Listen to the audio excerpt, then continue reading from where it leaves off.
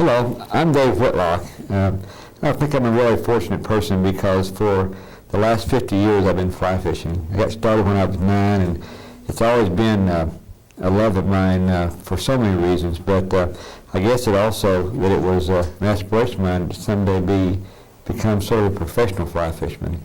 Because when I was young there wasn't such a thing, but as the industry grew it became more possible for me to do that. So for the last 25 years I've been earning most of my living as a professional fly fisherman. And that is in the arts of fly fishing, like designing flies and designing tackle and lecturing and teaching and consulting for different companies. And I also do quite a few illustrations along the lines of fly fishing. Could you tell us how you became interested and got started in the sport of fly fishing?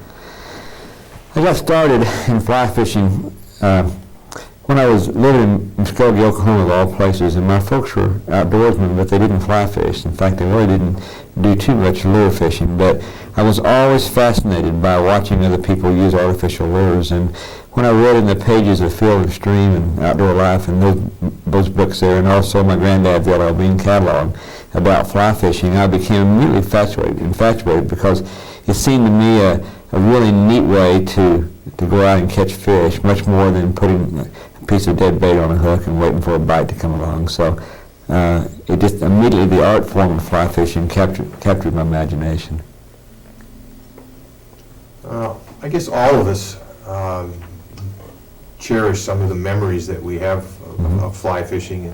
Are there any particular moments that are particularly memorable to you that you've enjoyed more than others? Well,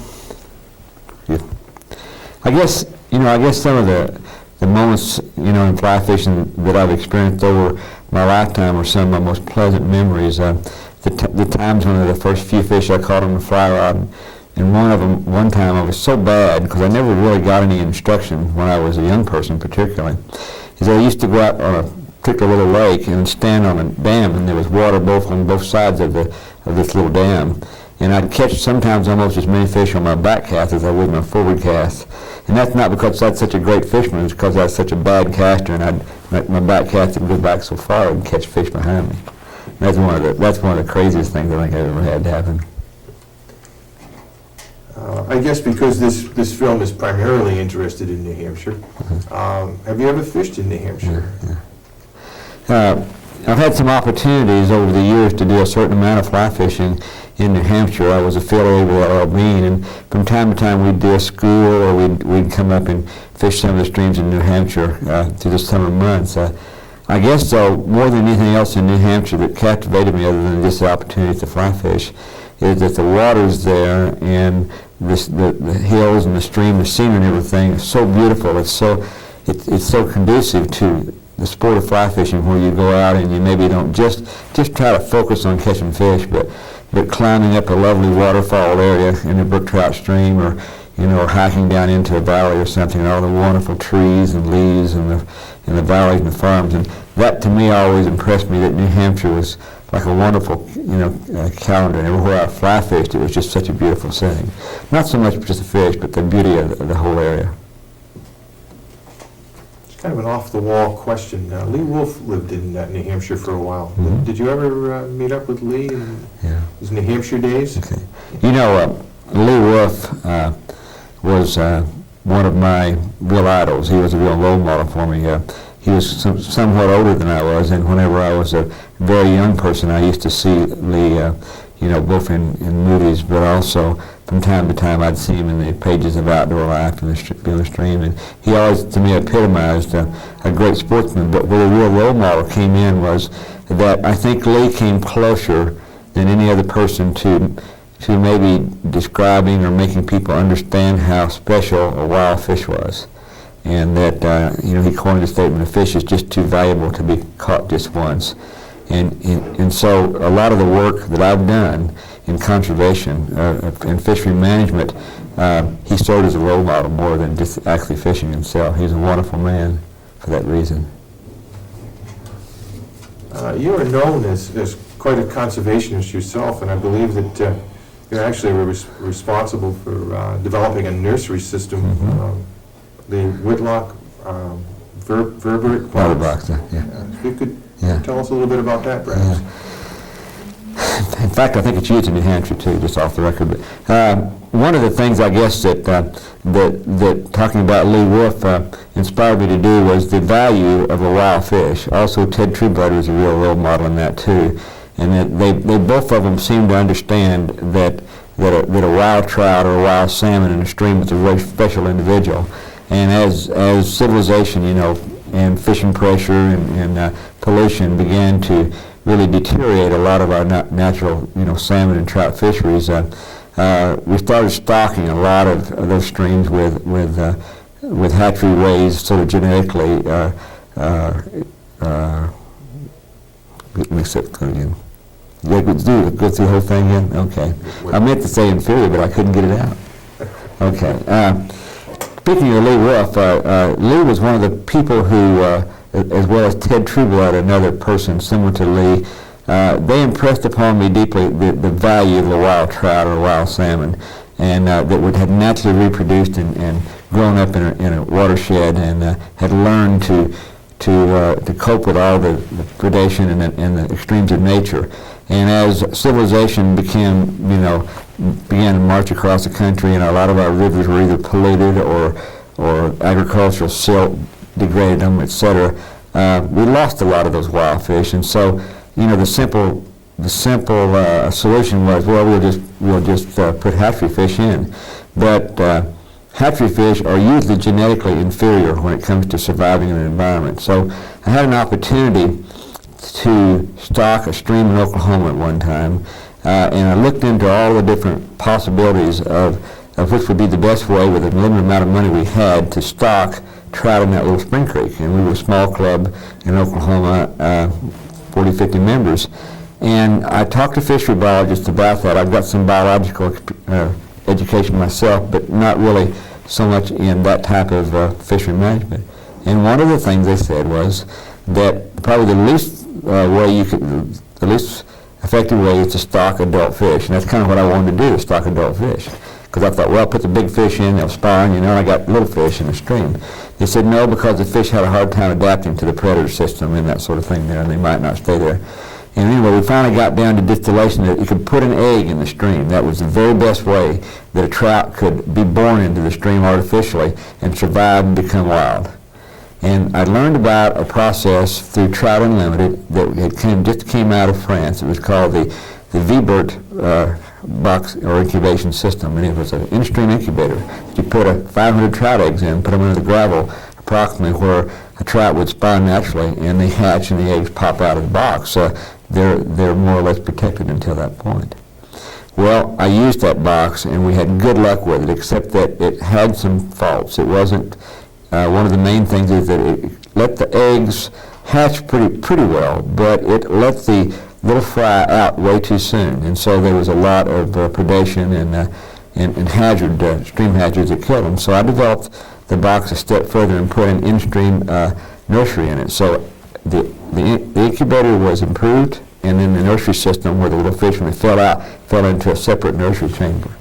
The Federation of Fly Fishermen adopted that program, and now it's used in 22 states on a regular basis, and it's used almost in every country in the world now to supplement natural reproduction. And it's really good because, the thing is that if you have a trout stream that has a good environment, and that's the most important thing in a trout stream, but you may not necessarily have a hatchery nearby or not have the money to haul adult fish in. Eggs are very easy to be brought in and put in. And the chances of a trout surviving the stream's natural predation system and ecology from the egg on is so much better. And usually also those fish will develop a real strong incentive to reproduce themselves because they live in the stream, and they come right back, in fact, to the places where you put the original boxes that they spawned. That's a long story. Sorry. Excellent. The one question that we have asked everybody is, why do you fish? Why do you bother to even go fishing? What's the lure?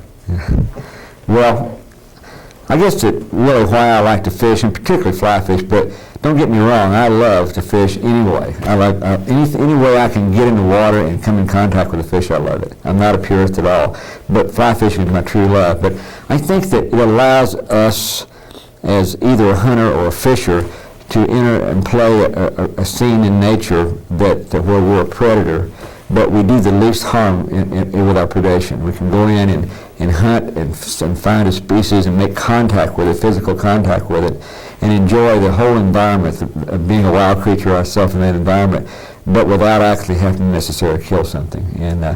And I get great pleasure out of becoming a predator that and not in the sense of killing predator, but a predator in the sense that I try to learn all of the life cycles of the environment I'm in, the fish and the insects and whatever, and put that all together. And I think in fly fishing, you probably do that more than any other way, because you make the fly based on the food that you see the fish feeding on, and then you very carefully try to present it to the fish in its natural form as happening. It's a real pretty scenario. And then when you get a fish on the fly rod, it just is the most fun way, I think, to come in contact with a fish without actually harming it. I guess in keeping with that same theme, what has fly fishing meant to your life? And that may seem rather academic, considering I could write a book on that.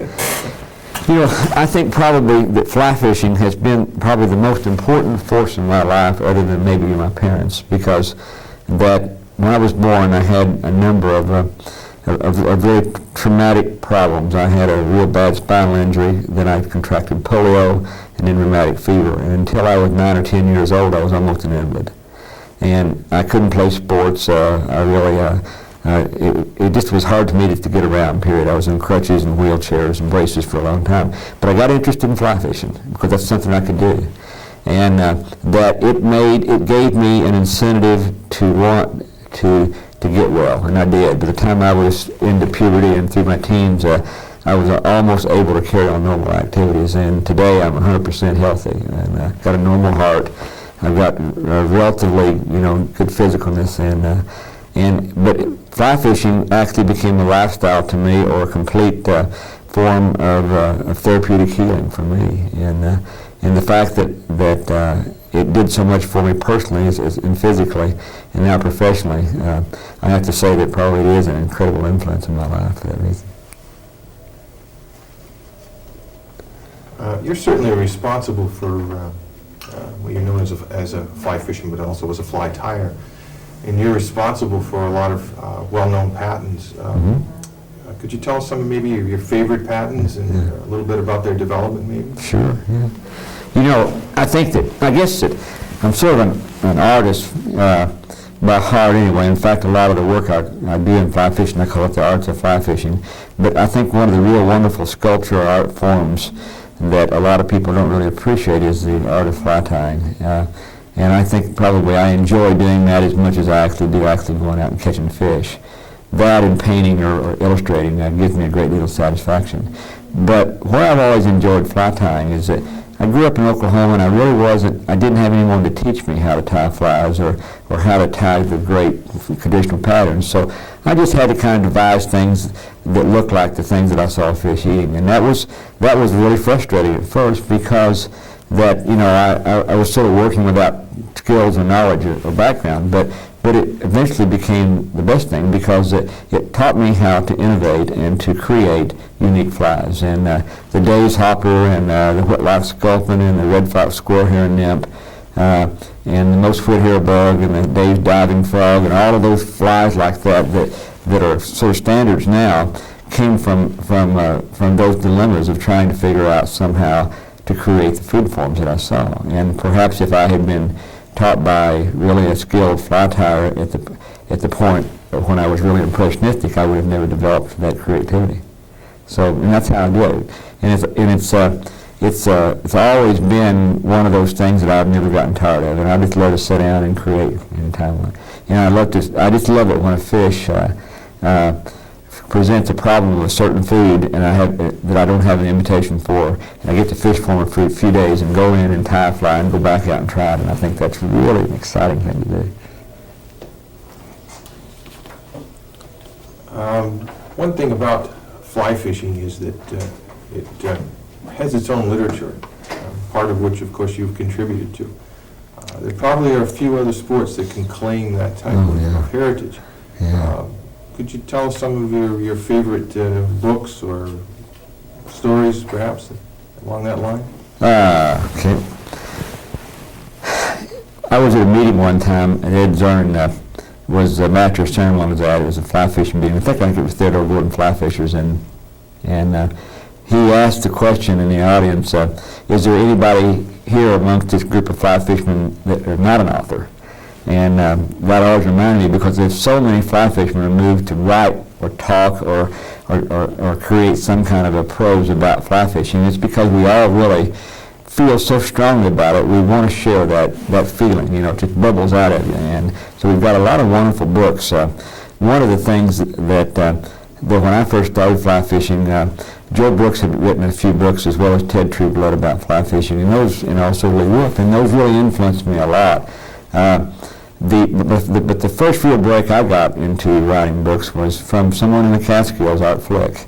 I met Art out west, and he I had asked him to be part of the Federation of Fly Fishermen program out there at a conclave, and I met him, and he told me about the idea. He was going to write this book called Art Flick's Master's Fly Tying Guide. Anyway, it was about, he had chosen 8 or 10 people who were skilled in fly tying, and he asked me to be part of that, and I wrote about western flies. And so that was my first introduction to hardback books, and it was a real break for me. And since then I've written books, but primarily I think that the kind of books that are most successful in the sport, even today with several hundred copies in print now, are those kind of books that give you simple information and good illustrations about a subject that more or less tunes into what a person first needs to know when they first get interested in something. In other words, basic books.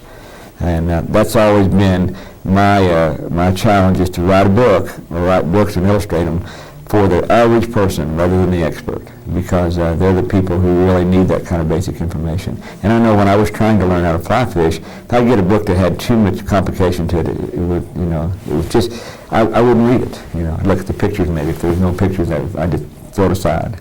But anyway, so that's kind of my feelings about books. What makes a good fly fisherman? You know, I think that probably the factors or the skills that make a good fly fisherman is, I think, first of all, that they really have to be interested in nature. I think that a good fly fisherman is a person who knows something about the ecology of the water he's fishing, knows something about, you know, the biology of the fish. They know certain things about the food forms themselves, and then being able to either buy or tie flies that do a good job as far as imitating those food. But the next thing is that you have to be a good caster and again, a good student of nature on how how those different food forms interest a fish. So they have to know the fish, and they have to know what he needs. And I feel like that people who are good fly fishermen with those kind of attitudes are the ones that are always going to catch the most fish and have the most success. Along the same lines, I think probably one of the reasons that I enjoy fly fishing so much myself is the people we meet along the way, and some of the people we go fishing with. What makes a good fishing companion? You know, I guess that one of the things that I get asked a lot, you know, is that who do you like to fly fish with, or do you mind these large crowds of people following you around on the stream watching you?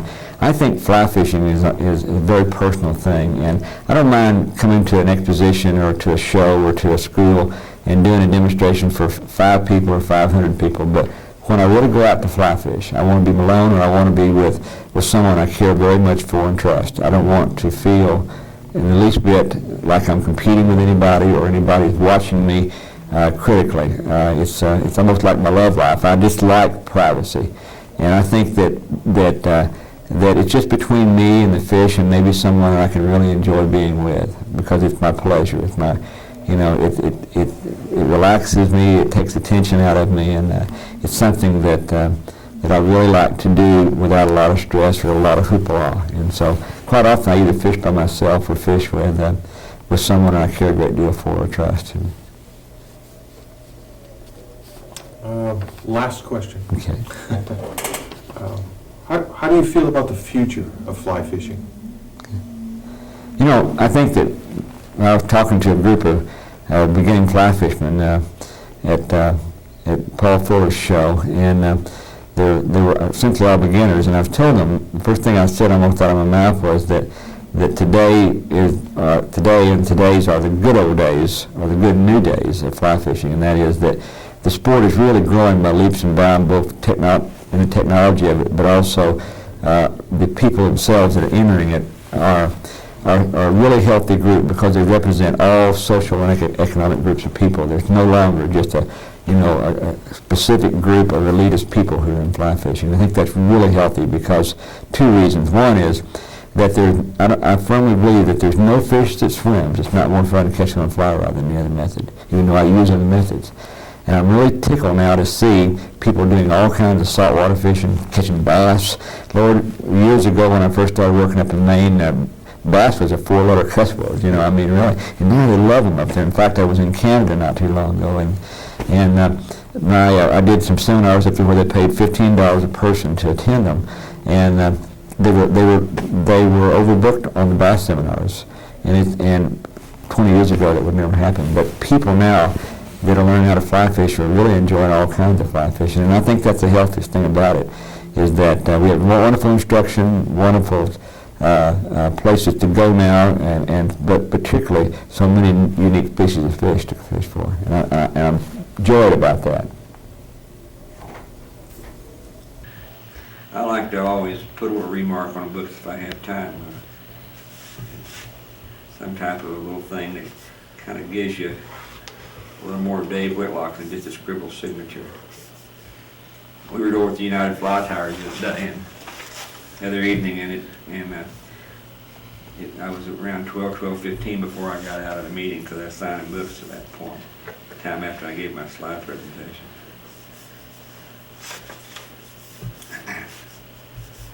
Did you judge the fly tying contest Yes, today? I did. Yeah, it was fun.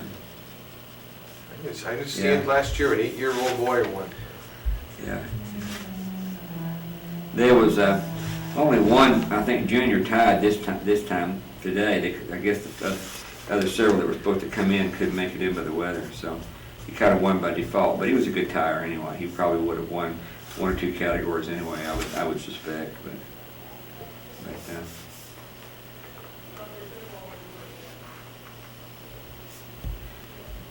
do you like to fly fish primarily for trout, Bill? Actually, I will fly fish for anything. I do a little bit of bass fishing. Kind of got Rick, he's become a past master here in bass fishing with a fly. Good for you, Rick. Smallmouth or? Well, primarily, Uh-huh. but one of my favorite spots does contain both. Uh-huh. And I have to say, the largest fish I've ever caught, I'm sorry, I can't use the word caught. I've had on a line, was a largemouth bass, which I had on very light tackle and did lose, but Yeah. it was a thrill, I have to say. Well, the bass are so much fun, and they're usually pretty handy, and they're almost always wild. And where so many of the streams and lakes across the country now that have cold water fish in them, like salmon and trout, how much better they can let them out, And is that really fishing when you fish for those guys, But that's become kind of a popular thing to do because of the problems that dams and the watersheds are in. We have Talked about That question you asked on the Whitlock Bird Box thing, that was a pretty long answer, but that turned into an incredible program, and I never dreamed that I'd have an opportunity, to create something like that. But it's caused so many neat things, and I guess probably the most significant thing that came out of that program, other than I think it really caused a lot of people to really appreciate what a wild fish is. Because when you plant eggs in a stream, it's just like trout eggs in a stream. You can't make those guys kill those trout and eat them after that. It creates them. But what I was alluding to is that the last world record brown trout was caught in the White River system in the Ozarks. It weighed 40 pounds, 6 ounces. And it was an egg that I held one time in my hand. And a fella caught it. It was the same age, because there were no brown trout in that river until we stocked them like that with a bag. But that turned into a phenomenal brown trout stream. They've never stocked it, and yet it's heavily fished hard, but there's enormous populations of trophy brown.